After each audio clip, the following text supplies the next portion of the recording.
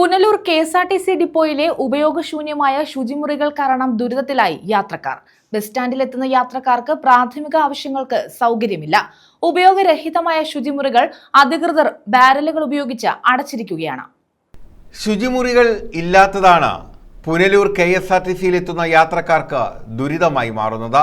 ഉപയോഗരഹിതമായ ശുചിമുറികൾ ബാരലുകൾ ഉപയോഗിച്ച് അധികൃതർ അടച്ചിരിക്കുകയാണ്. ഇതിനാൽ ശുചിമുറിയുടെ പരിസരങ്ങളിലാണ് ചിലർ പ്രാഥമിക ആവശ്യങ്ങൾ നിറവേറ്റുന്നത്. ദുർഗന്ധം മൂലം ഇതുവഴി പോകാൻ കഴിയാത്ത സാഹചര്യമാണ് നിലനിൽക്കുന്നത്. സ്ത്രീകൾ ഉൾപ്പെടെയുള്ള യാത്രക്കാർ ഏറെ ബുദ്ധിമുട്ടാണ് നേരിടുന്നത്. മഴക്കാലമായതുകൊണ്ട് തന്നെ ഗുരുതരമായ രോഗഭീഷണിയും നിലനിൽക്കുന്നു. ശുചീകരണ പ്രവർത്തനങ്ങൾ നടത്തുന്ന കാര്യത്തിൽ നഗരസഭയാകട്ടെ യാതൊരു നടപടിയും സ്വീകരിക്കുന്നില്ല. ശുചിത്വ കേരളം എന്ന് പറയുമ്പോഴും പുനലൂർ നഗരസഭയാകമാനം ദുർഗന്ധം വമിക്കുകയാണ്.